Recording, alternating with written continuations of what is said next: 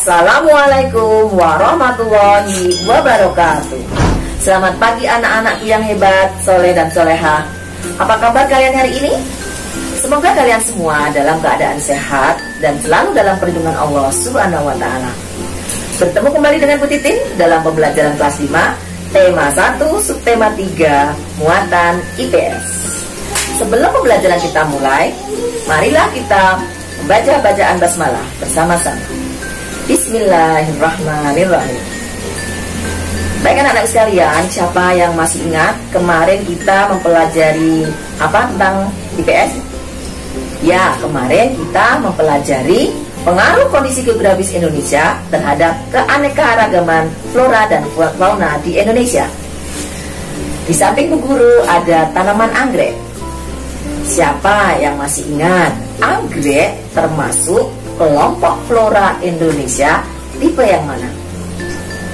Betul sekali. Anggrek merupakan salah satu tanaman di Indonesia yang termasuk kelompok Indo-Australia. Nah, hari ini kita akan melanjutkan mata pelajaran IPS tema 1 subtema 3 tentang pengaruh kondisi geografis Indonesia terhadap kehidupan masyarakat Indonesia. Mari kita pelajari bersama-sama. Pengaruh kondisi geografis Indonesia terhadap kehidupan masyarakat. Letak geografis Indonesia yang terletak di antara dua benua Asia dan Australia serta dua samudra Hindia dan Pasifik menyebabkan Indonesia menjadi negara maritim, kepulauan, dan agraris. Kondisi geografis Indonesia tersebut juga mempengaruhi kondisi ekonomi, sosial, budaya, dan transportasi masyarakat Indonesia. Pengaruh kondisi geografis Indonesia terhadap kehidupan ekonomi masyarakat. Letak geografis Indonesia yang terletak di antara dua samudra yaitu Hindia dan Pasifik menyebabkan Indonesia menjadi salah satu jalur perdagangan dunia yang ramai. Wilayah perairan Indonesia yang luas menyebabkan Indonesia mempunyai sumber daya laut yang melimpah. Selain itu, Indonesia memiliki panorama alam yang indah sehingga mempunyai banyak objek wisata dan dapat meningkatkan devisa negara. Letak astronomis Indonesia yang merupakan negara tropis dan juga merupakan negara yang punya tanah yang subur dan mempunyai keanekaragaman hayati yang sangat tinggi, maka Indonesia menjadi negara agraris, yaitu negara yang sebagian masyarakatnya bermata pencaharian sebagai petani. Secara ekonomi, kondisi geografis Indonesia juga mempengaruhi mata pencaharian penduduk Indonesia.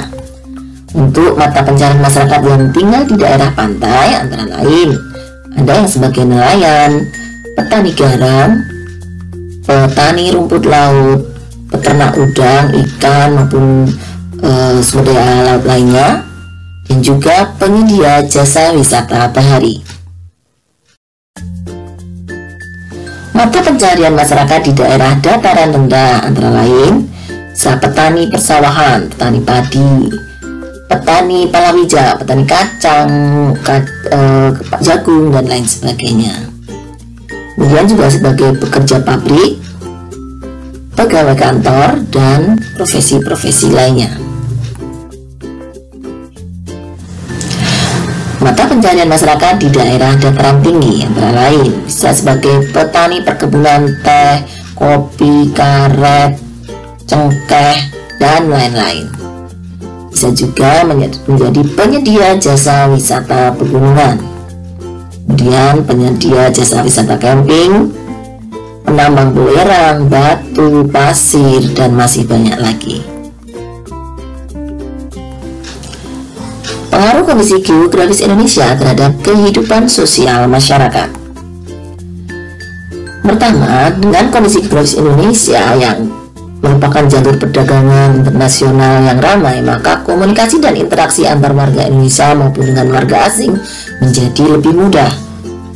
Kemudian, terjadinya pembauran, pencampuran, atau peleburan nilai-nilai antar pulau dan antar negara, nilai budaya, nilai adat istiadat, dan lain sebagainya. Kemudian munculnya perkampungan-perkampungan etnis tertentu seperti pecinan dan kampung Arab. kondisi geografis Indonesia juga mempengaruhi terjadinya perubahan perilaku masyarakat karena pengaruh masuknya pola dan nilai perilaku dari daerah lain atau negara lain. Kemudian terjadinya perpindahan ilmu, pengetahuan, dan teknologi. Pengaruh kondisi geografis Indonesia terhadap budaya masyarakat. Negara Indonesia sebagai negara kepulauan dan masing-masing pulau memiliki ciri khasnya masing-masing, menyebabkan beragamnya budaya bangsa Indonesia antara lain dalam hal bahasa, adat istiadat, tradisi, sistem kepercayaan, dan sebagainya. Dengan letak Indonesia yang merupakan jalur perdagangan internasional, masyarakat Indonesia menjadi mengenal budaya asing. Dikenalnya kebudayaan Indonesia akibat ramainya perdagangan dan pariwisata di Indonesia. Dan terjadi akulturasi budaya atau percampuran budaya asing atau luar dengan budaya lokal. Selanjutnya, di Indonesia terjadi perkembangan seni budaya masyarakat.